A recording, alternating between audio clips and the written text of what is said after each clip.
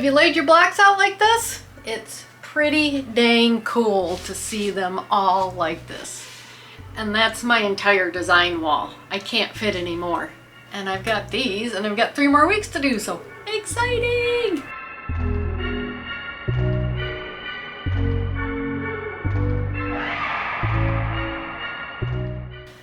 So hey, this is Carrie with Canary Quilts, and we are working on the Midnight Moon, Moda Midnight Moon quilt along. And we're on week 11, and we've also had 2 bonus blocks thrown in there in this whole quilt along. So we've gotten quite far in this. As I told you last week, I was going to share with you why I love Halloween, because I love Halloween, and like I said, if you love Halloween, that's probably why you're here watching this. You may be doing this, you may not be, it doesn't matter. But if you want to do it, the links are down below. But you probably love Halloween too. So my next little story is why I love Halloween is the memories I built with my own children. They're grown now, they're 32 and 30, so it's been a while. They grew up in the 90s. Went trick-or-treating most of the time in the 90s, and I'm just going to share a few pictures because I sewed most of their Halloween costumes, and they were so dang cute. But I'm going to throw a few of these up here. The first couple of pictures are a pumpkin costume I made when my daughter was a baby, and the first picture is her in the costume, and then the next picture is my son in the costume. So it got recycled. And then later I made her a Dalmatian costume, so cute. And then one year they wanted Pocahontas, the movie was really big, and they wanted to be Pocahontas and John Smith, and my son wore the heck out of that costume. And then I made my daughter a butterfly, which was made all out of felt, and my son a cowboy. And then one of my favorite costumes is my son was the Scarecrow from Wizard of Oz one year, and it was so cute. That was my favorite costume to make. That year my daughter was a princess, and I don't know if she was a certain princess, I really don't remember, but I made that pink dress for her that she's wearing. And there's the witch and the pirate, and oh my gosh, they were so cute this year. My daughter did full makeup, which was great. We tried to put makeup on my son. He wouldn't do it. I did get a picture, but then he took it off for trick-or-treating. But oh my god, they were just so cute that year as the witch and the pirate.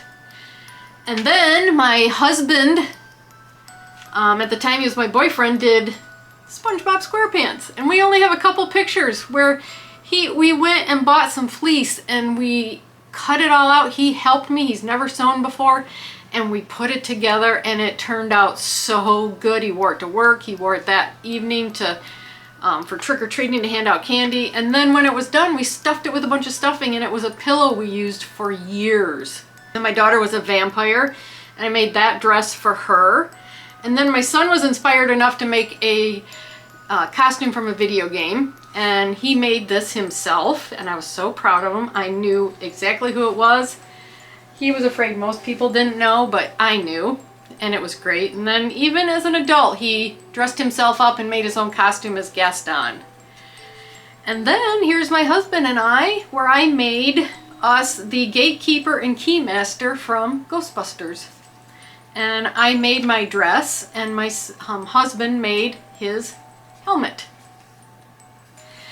But our house was on a main thoroughfare in this little town we lived in of 2,500 people. It was on the way to the school, which had the elementary, the middle school, and the high school all together. The buses went by, kids would walk to the fire station by our house, so everybody saw our house. We had tons of decorations. It was just, I loved decorating our old house in Shepherd.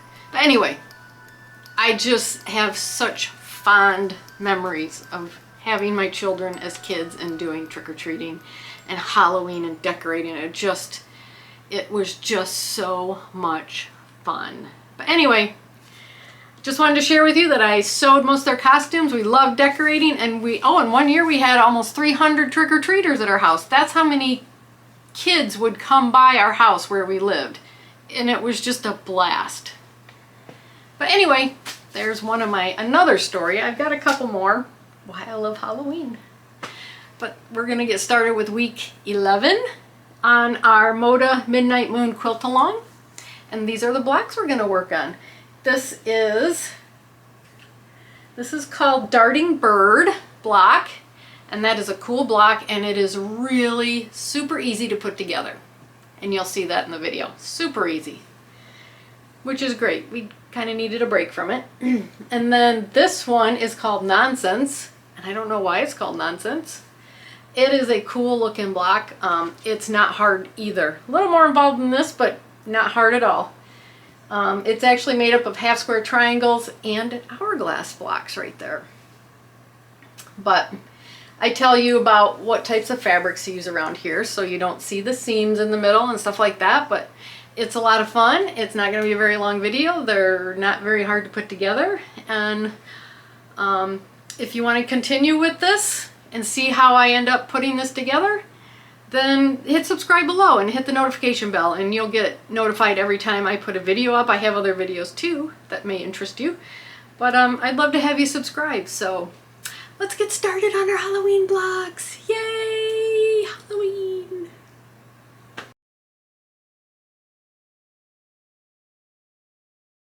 So to get started on the Darting Birds block for the Midnight Moon Quilt Along, this is week 10, and it was pretty easy cutting this block out, and it's not too hard to put together at all. So the cuts are basically all rectangles. These two are going to go together, and we're going to make half square triangles out of them. And then the C blocks are going to go right here, and this 1B is going to go in this corner. So to get started, we're going to take our A and our D, and on our A we're going to draw a line diagonally on the back of it. And then we're going to take our D and we're going to sandwich these two together. We're going to do this with all three of them. And then we're just going to go over to the machine and we're going to sew 1/4 of an inch away from both sides of this line. Come back, cut it down the middle, and iron it towards the gray. So I'm going to get all these ready to sew and meet you back here in a minute.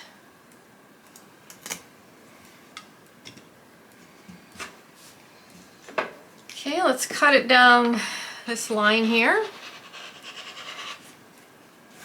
And we get 2 half square triangles. So we'll end up with 6 of these.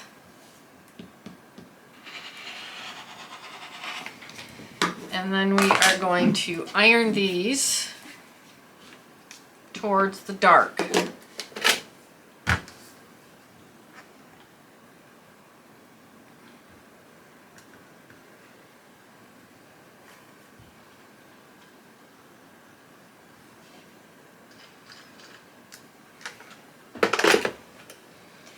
There's all our half square triangles, and we want to cut these tails off.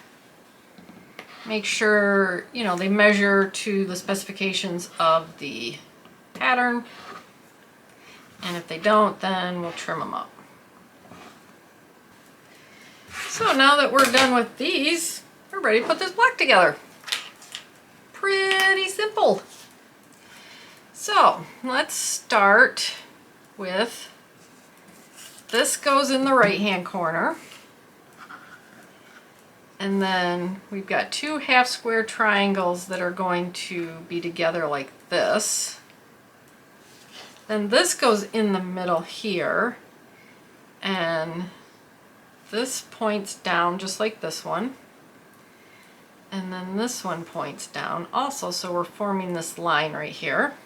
And then our white goes over here. And then we're going to point these two towards each other and make this one the same direction. And there's our block. So now we just start putting our little 9 patch together. Put these two together, match those seams over here. Line up those edges and pin the side you're going to sew. Same here. Match the edges and pin the side you're going to sew. Sew these at 1/4 of an inch. The top and bottom block or rows are going to be ironed to the right, and the middle row is going to be ironed to the left. Right, right, left. Okay, so I've got these ironed, and I've ironed this to the right and this to the right and this one to the left. Now we're just going to add our third block on here to complete each row. Add it, pin the side you're going to sew.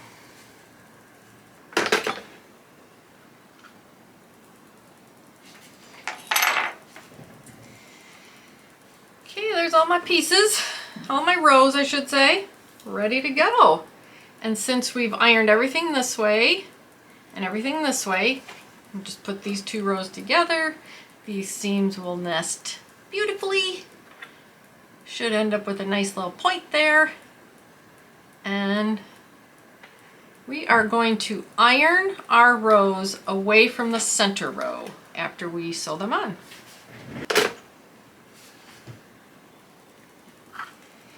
So now all we have left to do is to put these two rows together, and these will nest.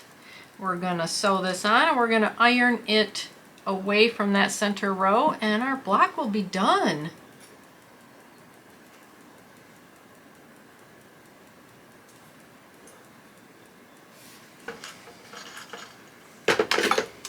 And there's our darting birds block.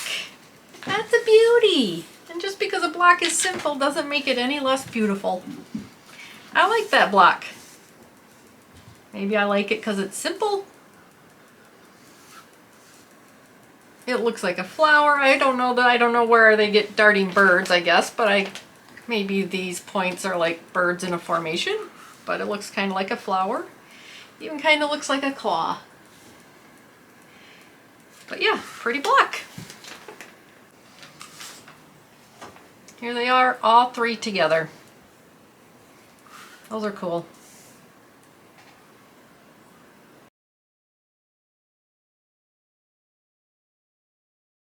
So next up is the nonsense block. So to get started with this block, the cuts are all squares. We've got our A and B backgrounds here and our C and D colors, which are going to make up these here. And these are actually half square triangle blocks on the outside and hourglass blocks on the inside to form these rectangles. It's really kind of pretty cool. It's hard to see that that's what it is till you start making this block. And then this orange is our center. So I'm going to set our center aside. The other thing they said was you don't want to use any kind of blocky print or even a pattern print here. They suggest this floral print because it's very flowing, and so you don't see these seams here. Or if you had like a pattern like the gingham or something like that, or even the candy corns or something, you're gonna see this seam here because they aren't gonna line up. Where this is a very flowing kind of pattern, so it's hard to see these seams here. They blend very well. So just keep that in mind if you haven't picked your fabrics out, or if you're not planning on using the fabrics that they show in the picture. And I did deviate a little. I am using this floral as my center, where they use this kind of solid orange with yellow polka dots. So to get started, I take our B and our D fabrics, and our B, we're going to mark our diagonal line on the back here, and we're going to put these together. It's just like the last block we did. We're going to put these together, and then we're going to sew down 1/4 of an inch from each side of this center line. So we're going to sew it, cut it down the line, and then we're going to iron the seam open. It's different than what we've been doing. We've been ironing towards the dark. This seam is going to get ironed open. And you'll see why when we get to that point. Got them sewn. I'm going to get them cut. So we'll end up with 4. half square triangle units. And that's what they're calling these. They're calling these half square triangle units. And then we are going to iron our seam open.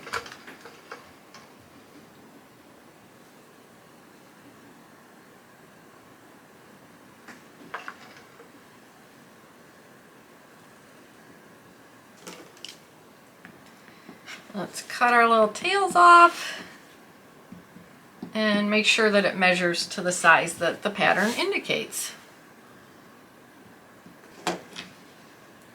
So there is our, what they're calling half square triangle units are complete.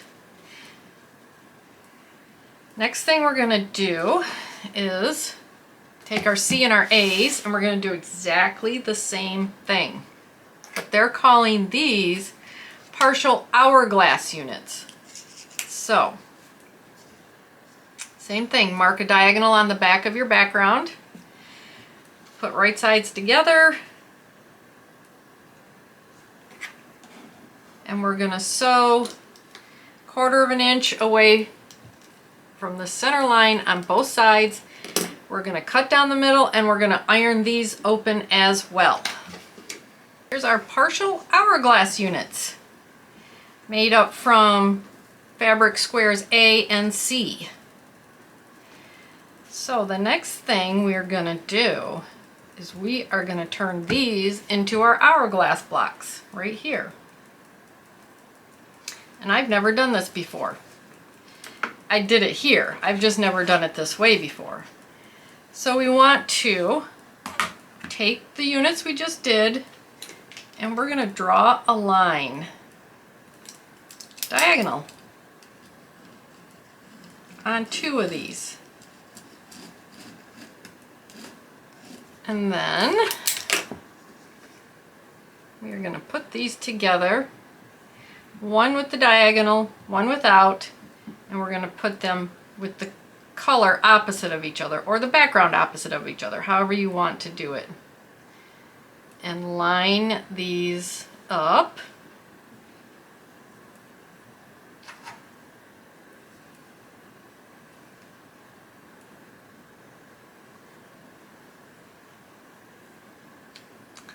So we're going to do what we've been doing, which is sew 1/4 of an inch away from this line on both sides of our square. And then we're going to cut it and we are going to iron it open. And that's going to create our hourglass unit. Okay, there's my piece sewn 1/4 of an inch on both sides of the center line. I'm going to cut it, and we are going to iron this seam open as well.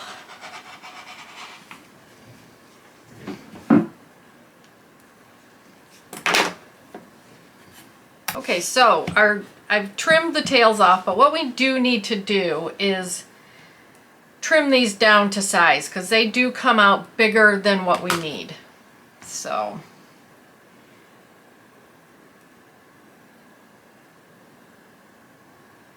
I need a 3-inch square. So I am going to line up my diagonal line on the seam here, and I'm going to put my 1 1/2 right in the center. So that way I'm should be cutting off about the same off of all 4 sides.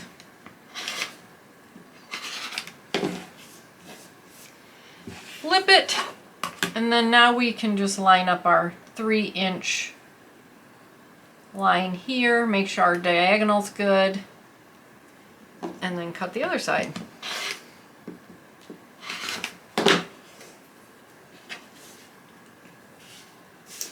And there, we've got our block that matches everything else. Okay, our hourglass blocks are all trimmed up and ready to go. So we can start laying this block out to put it together. So take our center block, square, whatever, and I am going to put the hourglass units around it. And you want the background section to be against the center block.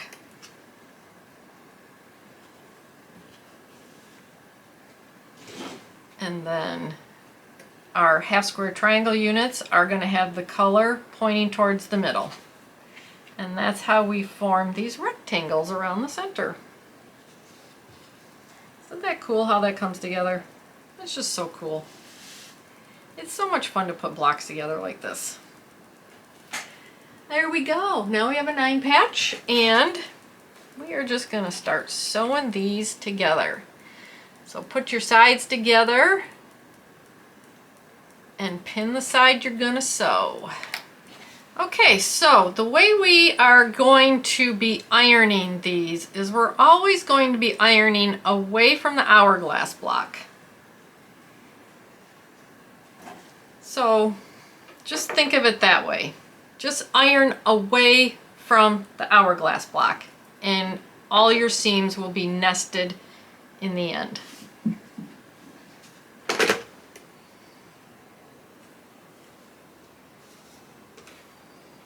There we go. I have ironed it all away from the hourglass block. So you're going to do the same thing over here. So these seams will be ironed this way, these seams will be ironed in, and these will be ironed like this. But if you just remember to iron away from the hourglass block, you'll be good. So let's start putting this last one on. Okay. Ironed everything away from my hourglass blocks, which means when I flip this over to put it together, these seams will nest. They will be opposite of each other. So let's just put these together, and we are going to sew this, and then we're going to iron our rows away from the center row. Now to put the last row on.